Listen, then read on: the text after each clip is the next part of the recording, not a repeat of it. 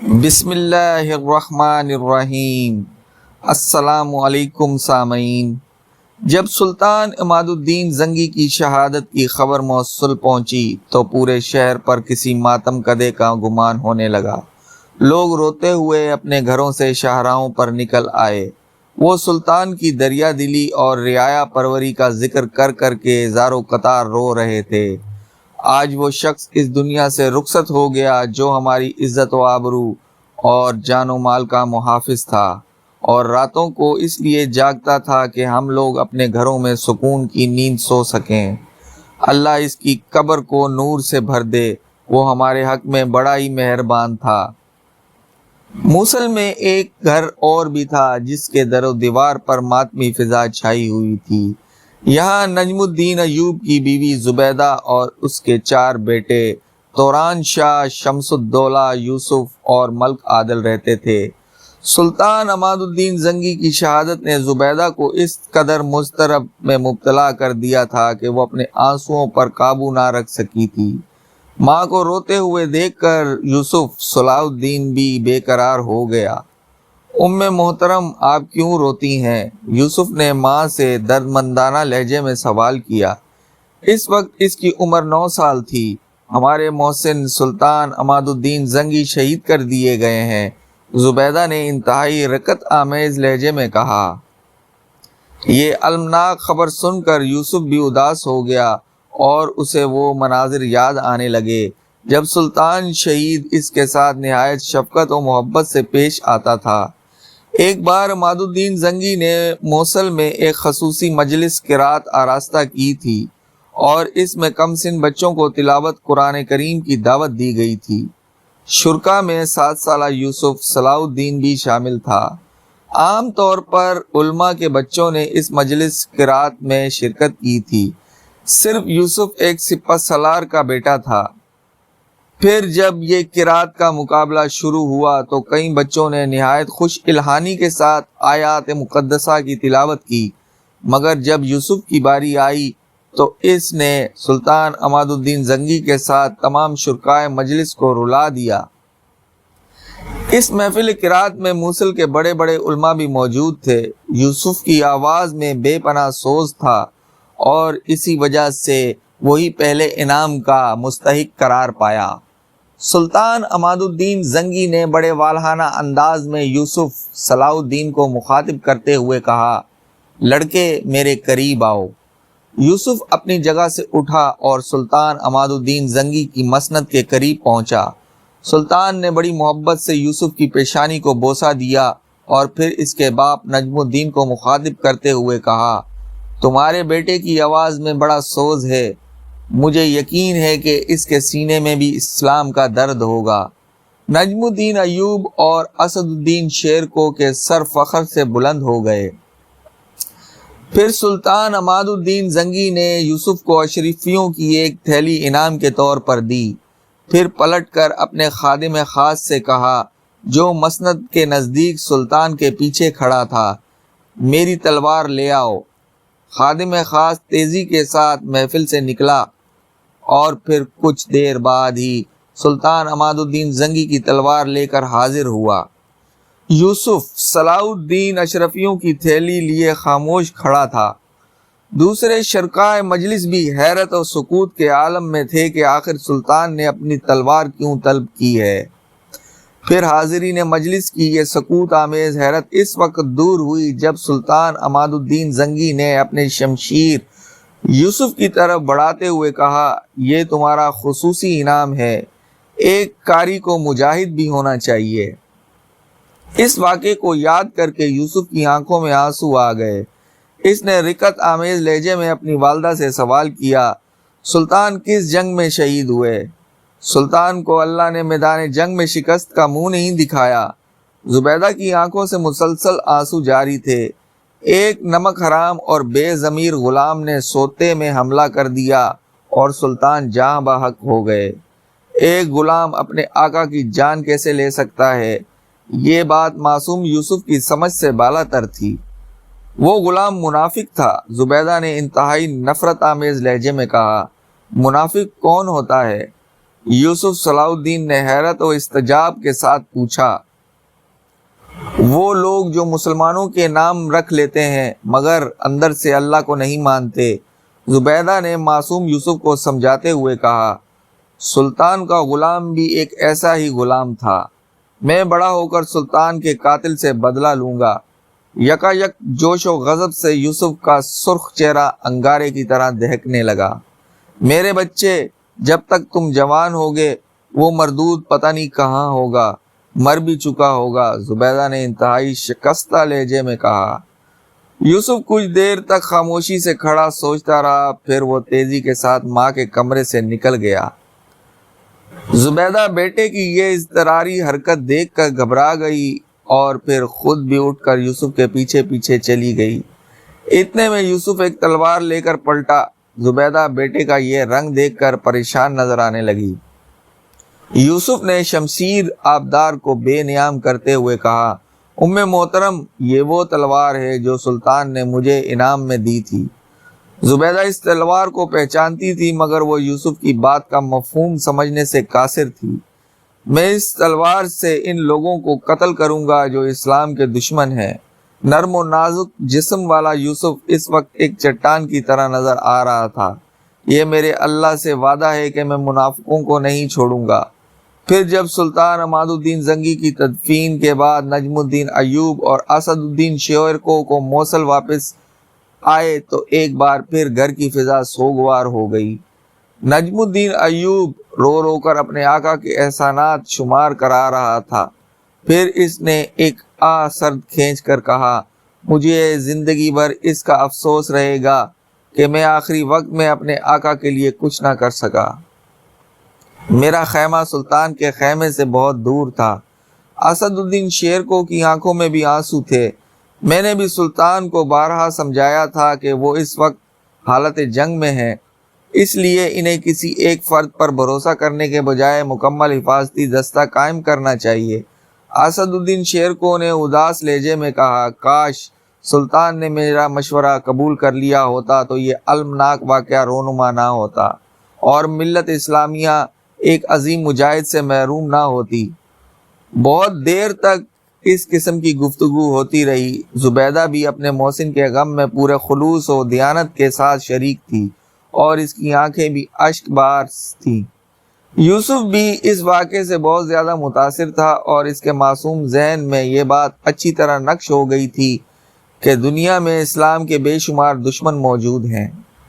چند روز تک موصل اور شام کی فضا بہت سوگوار رہی۔ بغداد میں عباسی خلیفہ نے بھی سلطان عماد الدین زنگی کا سوگ منایا۔ تمام مسجدوں اور مدرسوں میں سلطان شہید کے لیے اجتماعی دعائیں کی گئیں۔ غریب اور محتاج لوگوں میں صدقات اور کپڑے تقسیم کیے گئے۔ سلطان عماد الدین کے 4 بیٹے تھے، سیف الدین غازی، نور الدین محمود، قطب الدین مودود اور نصرت الدین امیر امیرہ۔ زندگی خاندان کے دشمن اس بات کا انتظار کر رہے تھے کہ حصول اقتدار کے لیے چاروں بھائیوں میں تلواریں کھینچی جائیں، پھر خون کے دریا بہیں اور اس طرح ہمیشہ کے لیے عماد الدین زنگی کے وارثوں کا خاتمہ ہو جائے گا۔ اس تماشے کے منتظرین میں جوسلین ثانی اور ہزاروں عیسائی بھی شامل تھے جنہوں نے اڈیسہ کے مارکے میں سلطان عماد الدین زنگی کے ہاتھوں شکست کھائی تھی، مگر بدخواہوں کی شدید خواہش کے باوجود یہ خون رنگ تماشا نہ ہو سکا اور اللہ نے اس سنگین گھڑی کو سلامتی کے ساتھ ٹال دیا۔ اقتدار کی منتقلی کا مسئلہ بحسن و خوبی حل ہو گیا۔ زنگی کے سب سے بڑے بیٹے سیف الدین غازی کے حصے میں موصل کا علاقہ آیا اور دوسرے بیٹے نور الدین محمود زنگی نے شام میں اقتدار سنبھال لیا۔ عیسائی دنیا جس نے سلطان عماد الدین زنگی کی شہادت پر رقص و شراب کے ساتھ جشن منایا تھا، سلطنت کی اس تقسیم پر بہت زیادہ خوش نظر آ رہی تھی۔ صلیبیوں کے خیال میں زنگی کی فوجی طاقت 2 حصوں میں بٹ گئی تھی، جو عیسائیوں کے لیے انتہائی نیک شگون تھا۔ اس صورتحال سے فائدہ اٹھاتے ہوئے آرمینیائی عیسائی باشندوں نے ایک نئی چال چلی۔ ان لوگوں نے اپنے ایک معتمد شخص کو بڑی رازداری کے ساتھ انطاکیہ بھیجا۔ اڈیسہ کی طرح یہ بھی ایک مضبوط عیسائی ریاست تھی۔ اڈیسا کا حکمران جوسلن ثانی فرار ہو کر انطاکیہ چلا گیا تھا۔ جوسلن ثانی نے آرمینیا کے معزز باشندوں کی طرح سے بھیجا ہوا خط پورے انہماک کے ساتھ پڑھا، جس میں واضح طور پر لکھا گیا تھا: عظیم جوسلن کو معلوم ہونا چاہیے کہ خونخوار عماد الدین زنگی کی سلطنت 2 حصوں میں تقسیم ہو چکی ہے۔ زنگی کے دونوں بیٹے اپنے باپ کی طرح جنگجو اور مرد میدان نہیں ہیں۔ مزید یہ کہ ابھی دونوں بھائی اپنے اپنے انداز میں حکومت کے انتظامات مضبوط کرنے میں مصروف ہیں۔ مقدس باپ اور بیٹے نے صلیب کی سربلندی کے لیے ہمیں ایک اور سنہری موقع فراہم کیا ہے۔ اس سے پہلے کہ زنگی سلطنت میں استحکام پیدا ہو، آپ بلا تاخیر خیر مسلمانوں سے اڈیسا کی شکست کا انتقام لے کر اہل صلیب کے دلوں کو قرار اور عیسائیت کو سرخرو ہونے کا موقع فراہم کریں۔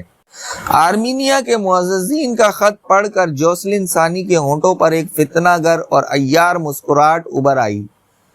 پھر اس نے وہ خط انطاکیہ کے حاکم ڈیمورا کی طرف بڑھا دیا، جو اپنے مذہبی تعصب میں شاہ یروشلم گاڈفرے اور جوسلن ثانی سے کسی طرح بھی کم نہیں تھا۔ ڈیمورا نے آرمینیا کے باشندے کی طرف سے بھیجے جانے والے دعوت نامے کے ایک ایک حروف کو بہت غور سے پڑھا اور اڈیسا کے شکست خوردہ حکمران کی طرف سوالیہ نظروں سے دیکھتے ہوئے بولا: عظیم جوسلن کے کیا ارادے ہیں؟ جوسلن ثانی نے اس موقع کو غنیمت جانا اور ڈیمورا کے مذہبی جذبات کو بھڑکاتے ہوئے انتہائی جذباتی لہجے میں بولا: اس کے سوا میری زندگی کا کوئی مقصد نہیں کہ میں صلیب کے نام پر قتل ہو جاؤں یا پھر اپنے عظیم پیغمبر کی طرح صلیب پر چڑھ جاؤں۔ یہ کہتے کہتے جوسلن ثانی بہت زیادہ غمزدہ نظر آنے لگا اور اس کی آنکھوں سے بھی ہلکی ہلکی نمی جھلکنے لگی تھی۔ انطاکیہ کا حاکم ڈیمورا جوسلن کی باتوں سے بہت زیادہ متاثر ہوا۔ میں اس سلسلے میں آپ کی کیا مدد کر سکتا ہوں؟ شکست خوردہ جوسلن کے دل میں حکمرانی کا جذبہ بڑی شدت کے ساتھ دوبارہ کروٹیں لینے لگا تھا۔ ڈیمورا کو جذباتی پا کر اس نے بڑی عیاری کے ساتھ ایک اور چال چلی: کچھ سپاہی تو میرے ساتھ ہیں، مگر ان کی تعداد ایک بڑی جنگ کے لیے کافی نہیں۔ اگر حاکم انطاکیہ آپ نے کچھ فوج عنایت کر دیں تو میں دوبارہ اڈیسا کے قلعے پر صلیبی پرچم لہرا سکتا ہوں۔ کچھ مذہبی جذبات کا اشتعال اور کچھ جوسلن ثانی سحر انگیز تقریر کا اثر ڈیمورا فوراً راضی ہو گیا اور پھر بڑی رازداری کے ساتھ اڈیسا پر حملے کی منصوبہ سازی ہونے لگی۔ سلطان عماد الدین زنگی کی سلطنت 2 بھائیوں میں تقسیم ہونے کے بعد نجم الدین ایوب اپنے بیوی بچوں کو لے کر موصل سے شام چلا گیا، جو سلطان نور الدین زنگی کے حصے میں آیا تھا۔ نجم الدین ایوب کو سلطان عماد الدین زنگی مرحوم کے دونوں بیٹے سیف الدین غازی اور نور الدین محمود سے محبت تھی، مگر وہ سلطان نور الدین محمود زنگی سے خاص عقیدت رکھتا تھا، اور اس کی ایک ہی وجہ تھی کہ سلطان نور الدین زنگی اپنے بڑے بھائی کے مقابلے میں زیادہ پاک باز نوجوان تھا۔ سلطان نور الدین زنگی نے بھی نجم الدین ایوب کی شاندار پذیرائی کی اور اسے اپنی افواج کا سالار بنا دیا۔ اس کے ساتھ ہی سلطان نے اس وقت کے مشہور عالم ابن ارسون کو قاضی کے عہدے پر فائز کر دیا اور انہیں یہ ذمہ داری بھی سونپ دی کہ شام کے بڑے بڑے شہروں میں درسگاہیں قائم کریں تاکہ مسلمانوں میں تعلیم عام ہو۔ ابن ارسون کے قاضی ہونے کا سب سے بڑا فائدہ یوسف صلاح الدین کو پہنچا۔ اس وقت یوسف کی عمر 10 سال تھی۔ اگرچہ اپنے والد نجم الدین کے اصرار پر اس نے گھڑ سواری، تیر اندازی اور شمشیر زنی کی تربیت حاصل کرنی شروع کر دی تھی، لیکن حقیقتاً اس کا دل کتابوں کی طرف مائل تھا۔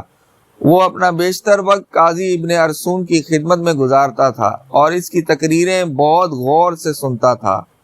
ابھی سلطان نور الدین زنگی اپنی سلطنت کے استحکام میں مصروف تھا کہ شعبہ جاں کے نگراں ارکم نے سلطان کو ایک پریشان کن اطلاع دیتے ہوئے کہا: اڈیسا کی آزادی خطرے میں ہے۔ بگوڑا جوسلن ثانی دوبارہ حملے کی تیاری کر رہا ہے۔ سلطان نور الدین زنگی نے بڑی حیرت سے یہ خبر سنی۔ ہماری اطلاع کے مطابق بابا مرحوم و مغفور نے جوسلن کی کمر ہمیشہ کے لیے توڑ دی تھی، پھر وہ آپاہج انسان اڈیسا پر یلغار کس طرح کر سکتا ہے؟ صلیبیوں نے اسے نئی بیساکھیاں دے دی ہیں۔ ارکم نے وضاحت کرتے ہوئے کہا: انطاکیہ کا حاکم ڈیمورا اس کی پشت پر ہے۔ مزید یہ کہ آرمینیا کے عیسائی باشندوں نے بھی جوسلن کو مالی مدد دینے کا وعدہ کیا ہے۔ سلطان نور الدین زنگی نے فوراً اپنے سالار نجم الدین ایوب اور اس کے چھوٹے بھائی اسد الدین شیر کو خلوت میں طلب کر لیا۔ پھر دونوں بھائیوں نے سلطان کو ایک ہی مشورہ دیا کہ بلا تاخیر اڈیسہ کی طرف پیش قدمی کی جائے تاکہ سلطان مرحوم کی اس تاریخ ساز فتح کو برقرار رکھا جائے۔ سلطان نور الدین زنگی اپنا لشکر لے کر قہرناک آندھی کی رفتار سے اڈیسہ کی طرف بڑھے، مگر اس سے پہلے نومبر 1146 عیسوی میں جوسلن ثانی نے اڈیسہ پر آدھی رات کے وقت شب خون مارا اور گہری نیند میں ڈوبے ہوئے ترکمان پہرے داروں کو قتل کر کے شہر پر قبضہ کر لیا۔ اس کے بعد عیسائی حکمران اور اس کے فوجیوں نے اپنے جسموں سے انسانیت کی قبائیں اتار کر وحشی درندوں کی کھالیں پہن لیں۔ پھر وہ اپنے خونخوار دانتوں اور نوکیلے پنجوں کے ساتھ اڈیشہ کے مسلمانوں پر جھپٹ پڑے۔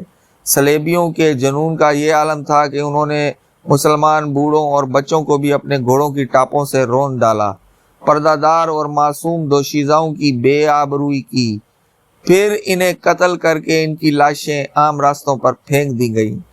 جوسلن ثانی گھوڑے کی پشت پر سوار شہر کے گرد و نواح میں ایک درندے کی طرح دھاڑتا پھر رہا تھا۔ وہ بار بار اپنی شمشیر کو ہوا میں لہراتا اور فاتح اڈیسہ سلطان عماد الدین زنگی مرحوم کی روح کو مخاطب کر کر کہتا، تو اپنے ہم مذہبوں کا حشر دیکھ رہا ہے؟ پھر خود ہی جواب دیتا، مگر تو کیسے دیکھ سکتا ہے کہ تیری ہڈیاں بھی قبر میں گل سڑ کر خاک ہو چکی ہوں گی۔ مسلمانوں کے اس قتل عام سے فارغ ہو کر جوسلن ثانی اڈیسہ کے قلعے کی طرف بڑھا۔ قلعے کے محصور مسلمانوں نے بڑی شجاعت کے ساتھ جوسلن کی فوج کا مقابلہ کیا۔ پھر جب مسلمانوں کے دلوں میں یہ خدشات ابھرنے لگے کہ وہ پسپا ہو جائیں گے اور صلیبی لشکران ان پر غالب آ جائے گا، تو عین اسی وقت تائید غیبی کی طرح سلطان نور الدین زنگی اپنی تازہ دم فوج کے ساتھ اڈیسہ عام پہنچے۔ یہ آفت ناگہانی تھی جسے دیکھ کر جوسلن ثانی بدحواس ہو گیا۔ اس کی پشت پر سلطان نور الدین زنگی کا لشکر تھا اور مقابل قلعہ اڈیسہ کے محافظ سپاہی، گویا صلیبی لشکر چکی کے دو پاٹوں کے درمیان تھا۔ پھر تھوڑی ہی دیر میں جنگ کا نقشہ بدل گیا۔ مجاہدین اسلام کے نیزے صلیبی سپاہیوں کی ہڈیاں توڑ کر سینوں کے پار ہونے لگے اور ان کے سر پکی ہوئی فصل کی طرح کٹ کر زمین پر گرنے لگے۔ جوسلن ثانی بڑی مشکل سے جان بچا کر بھاگا۔ اس کے ساتھ بچے کچے عیسائی سپاہی تھے جن کی تعداد بہت مختصر تھی۔ جوسلن کے فرار کا منظر دیکھ کر سلطان نور الدین زنگی نے نہایت غضبناک لہجے میں اپنے سپاہیوں کو حکم دیا، اس درندے کا وہاں تک تعقب کرو کہ اللہ کے وسیع اور زمین تنگ ہو جائے اور اس کے لیے کوئی جائے ہماں باقی نہ رہے۔ اگر وہ تمہاری شمشیروں کی زد میں آ جائے تو اسے قتل مت کرنا۔ میری آنکھیں اسے گرفتاری کی حالت میں دیکھ کر زیادہ روشن ہوں گی اور میرے بے قرار دل کو زیادہ اطمینان حاصل ہوگا۔ اپنے سلطان کا حکم سن کر مجاہدین اسلام عقابوں کی طرح اپنے شکار پر جھپٹے اور دریائے فریات تک صلیبی لشکر کا تعاقب کیا۔ انجام کار ایک معمولی مزاحمت کے بعد عیسائی سپاہیوں نے ہتھیار ڈال دیے اور جوسلن ثانی زندہ گرفتار ہو گیا۔ وہ ارض شام کے باشندوں کے لیے بڑا ہی عجیب دن تھا جب وہ شہر کے عام شاہراہوں پر کھڑے شدید اضطراب کے عالم میں ایک عبرتناک منظر دیکھ رہے تھے۔ مسلمان سپاہی اڈیسہ کے سابق حکمران جوسلن ثانی کو کھینچتے ہوئے دربار شام کی طرف لیے جا رہے تھے۔ جوسلن کے پیروں میں زنجیریں تھیں اور ذلت کے احساس سے اس کی گردن جھکی ہوئی تھی۔ اہل شام کے غیظ و غضب کا یہ عالم تھا کہ اگر سلطان نور الدین زنگی کا حکم درمیان میں حائل نہ ہوتا تو وہ اسے سرعام سنسار کر دیتے۔ پھر بھی ان کے ہونٹوں پر شدید حرف ملامت تھے۔ کوئی کہہ رہا تھا، یہ ہے وہ سورما جس نے بوڑھوں اور بچوں کو تہ تیغ کیا اور کلمہ گو دوشیزاؤں کی آبرو ریزی کی۔ کسی نے اپنی نفرت کا اظہار یوں کیا، تجھ پر اللہ کی لعنت ہو۔ کسی نے مسلمان سپاہیوں کو مخاطب کر کر کہا، ہماری طرف سے سلطان کی خدمت میں عرض کر دینا کہ اسے ایک وار میں قتل نہ کر دینا، تڑپا تڑپا کر ماریں، اس کے جسم کا ایک ایک حصہ الگ کر دیں۔ دنیا میں اذیت دینے کے جس قدر طریقے ہیں وہ سب اس پر آزمائے جائیں۔ ایک تو سورج کی گرمی، دوسری ذلت اور رسوائی کا یہ تماشا۔ جسلن ثانی پسینے میں نہایا ہوا تھا اور اس کا سر بدستور جھکا ہوا تھا۔ دوسری طرف دربار شام کا عجیب رنگ تھا۔ سلطان نور الدین زنگی اپنے وزیروں، مشیروں اور سلاروں کے ساتھ تخت پر جبلہ افروز تھے۔ سلطان کے برابر قاضی شہر ابن ارسون کی کرسی تھی۔ تمام درباریوں کی مضطرب نگاہیں دروازے پر مرکوز تھیں۔ سب کو ایک شخص کا انتظار تھا اور وہ جسلن ثانی کے سوا کوئی دوسرا نہیں تھا۔ آخر کشمکش انتظار ختم ہوئی اور دربار شام بیڑیوں کے ہلکے ہلکے شور گونج اٹھا۔ یہ شور ان بیڑیوں کا تھا جو مفتوح عیسائی حکمران جسلن ثانی کے پیروں میں پڑی ہوئی تھیں۔ تمام درباری اسی جابرو سفاک انسان کا انتظار کر رہے تھے۔ جسلن ثانی کو یہ زنجیر دیکھ کر اہل دربار کے چہرے ناقابل بیان مسرت کے احساس سے چمک اٹھے۔ خود سلطان نور الدین زنگی خوشی کا یہ عالم تھا کہ وہ جوش و اضطراب میں کھڑے ہو گئے اور سردر دربار اللہ اکبر کا نعرہ بلند کیا۔ سلطان نور الدین زنگی کی تقدیر میں دوسرے درباری بھی کھڑے ہو گئے۔ وہ بھی دبی دبی آواز میں اپنے اللہ کی کبریائی بیان کر رہے تھے۔ مجاہدین اسلام کو یہ عظیم الشان فتح مبارک ہو، یہ کہہ کر سلطان نور الدین زنگی دوبارہ تخت پر بیٹھ گئے۔ مسلمان سپاہی زنجیروں میں جکڑے ہوئے جسلن کو لے کر آگے بڑھے اور تخت سلطانی کے قریب پہنچ گئے۔ اب جسلن ثانی اور سلطان نور الدین زنگی کے درمیان صرف 2 گز کا فاصلہ حائل تھا۔ یکا یک سلطان نے انتہائی قہرناک لہجے میں جسلن کو مخاطب کرتے ہوئے کہا، میرے مرحوم و مغفور والد تو تیرے سوال کا جواب نہیں دے سکتے، مگر ان کا فرزند نور الدین محمود تیری ہر بات کا جواب دے سکتا ہے۔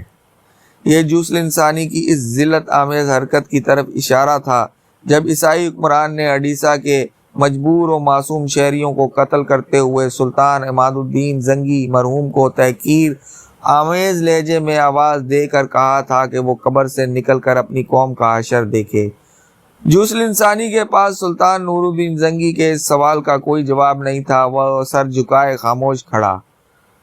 سلطان نور الدین زنگی کے پرجلال آواز دوبارہ گونجی، اب تو مجھ سے کس سلوک کی توقع رکھتا ہے؟ جسلن ثانی نے بڑی عیاری کے ساتھ اپنا سر اٹھایا اور انتہائی عاجزانہ لہجے میں بولا، یہ مسلمانوں کی روایت رہی ہے کہ وہ اپنے دشمن کو بھی معاف کر دیتے ہیں۔ مجھے یقین ہے کہ سلطان عالی مقام بھی اپنے ہم مذہبوں کی روایت کو برقرار رکھیں گے۔ جسلن ثانی کا طرز گفتگو دیکھ کر تمام اہل دربار حیرت زدہ رہ گئے۔ وہ فریب کار شخص بڑی عیاری کے ساتھ سلطان نور الدین زنگی کے ارد گرد ریاکارانہ الفاظ کا جال پھیلا رہا تھا۔ اور عیسائیوں کی روایت کے بارے میں تیرا کیا خیال ہے؟ سلطان نور الدین زنگی نے جسلن کی درخواست کا جواب دینے کے بجائے الٹا اسی سے ایک سوال کر ڈالا، میں جانتا ہوں کہ عیسائیوں سے کچھ غلطیاں سرزد ہوئی ہیں۔ جسلن ثانی نے ایک انتہائی ہوشیار شاطر کی طرح نئی چال چل دی، مگر میں اپنی قوم کے اعمال کا ذمہ دار نہیں ہوں۔ سلطان نور الدین زنگی بڑے صبر و تحمل کے انسان تھے، مگر جسلن ثانی کی بات سن کر شعلے کی طرح بھڑک اٹھے، تیرا اپنا عمال نامہ ان لوگوں سے کم سیاہ نہیں ہے۔ سلطان عالی مقام میں اپنے اسی سیاہ عمال نامے کا ذکر کرنے والا تھا کہ آپ نے درمیان سے میری بات کاٹ دی۔ جسلن ثانی کے فتنہ گر ذہن نے ایک اور کروٹ لی۔ میں خداوند خدا کو درمیان میں لا کر اپنے تمام سابقہ گناہوں سے تائب ہوتا ہوں اور یقین دلاتا ہوں کہ آئندہ ایک گوشہ نشین راہب کی طرح زندگی بسر کروں گا اور کسی صلیبی جنگ میں حصہ نہیں لوں گا۔ مجھے معاف کر دیا جائے۔ سلطان ذیشان کے غفور و درگزر اسلام کی بھی شان ہے اور آپ کی بھی۔ تمام اہل دربار جسلن کی مکاریوں پر حیران ہو رہے تھے۔ اس سے پہلے کہ سلطان نور الدین محمود زنگی جسلن کی کسی بات کا جواب دیتے، قاضی شہر ابن ارسون اپنی نشست پر کھڑے ہو گئے اور سلطان نور الدین زنگی کو مخاطب کر کے بولے، سلطان محترم، میں اس قطع کلامی اور مداخلت کے لیے معذرت خواہ ہوں۔ قاضی ابن ارسون کا لہجہ بہت نرم و شیریں تھا۔ سلطان نور الدین زنگی نے حیرت سے قاضی شہر کی طرف دیکھا، پھر مؤدبانہ لہجے میں کہنے لگے، فرمائیے قاضی صاحب، آپ کیا کہنا چاہتے ہیں؟ سلطان نور الدین زنگی ابن ارسون کے علم و فضل کی وجہ سے ان کا بے حد احترام کرتے تھے۔ یک ابن ارسون کے چہرے کا رنگ متغیر ہو گیا۔ بڑی سے بڑی تکلیف اور بیماری میں پرسکون رہنے والے قاضی اس وقت حالت جلال میں تھا اور شدت جذبات سے ابن ارسون کا چہرہ سرخ ہو رہا تھا۔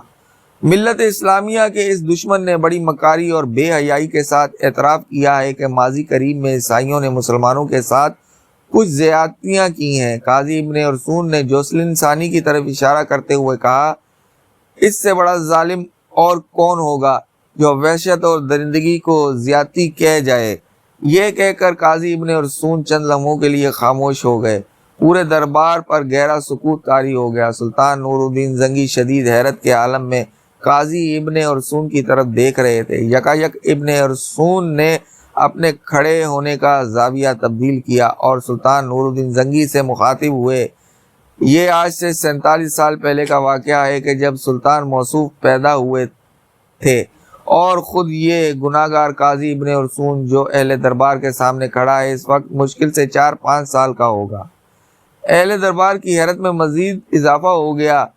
وہ پلکیں جھپکائے بغیر قاضی ابن ارسون کی نورانی چہرے کی طرف دیکھ رہے تھے جو کسی خاص راز کا انکشاف کرنے والے تھے۔ یہ واقعہ میں نے پوری تفصیل کے ساتھ اپنے والد مرحوم کی زبانی سنا ہے۔ قاضی ابن ارسون نے سلسلہ کلام جاری رکھتے ہوئے کہا، وہ اہل اسلام کے لیے بڑا سنگین وقت تھا جب ایک اللہ، ایک رسول اللہ صلی اللہ علیہ وآلہ وسلم اور ایک کتاب کے ماننے والے گروہ در گروہ تقسیم ہو گئے تھے۔ اس وقت مصر پر فاطمی خلیفہ ابو القاسم کی حکمرانی تھی۔ مصر کا یہ حکمران اپنے ہمسایہ مسلمان حکومتوں کا شدید دشمن تھا۔ ان کو عباسی حکمران سے کوئی ہمدردی نہیں تھی اور یہی حال عباسی حکمران کا تھا کہ وہ فاطمی خلیفہ کے لیے اپنے دل میں کوئی نرم گوشہ نہیں رکھتے تھے۔ اپنے ہم مذہبوں سے فاطمی خلیفہ کے بغض و عناد کا یہ عالم تھا کہ وہ آل سلجوق کا نام سننا بھی گوارا نہیں کرتے تھے۔ یہ کہتے کہتے شدت کرب سے قاضی ابن ارسون کا سرخ چہرہ دھواں ہونے نہ لگا۔ مسلمانوں کے اسی انتشار و اختلاف سے صلیبیوں نے بھرپور فائدہ اٹھایا۔ قاضی ابن ارسون اداس لہجے میں ماضی قریب کے مسلمانوں کی تاریخ بیان کر رہے تھے۔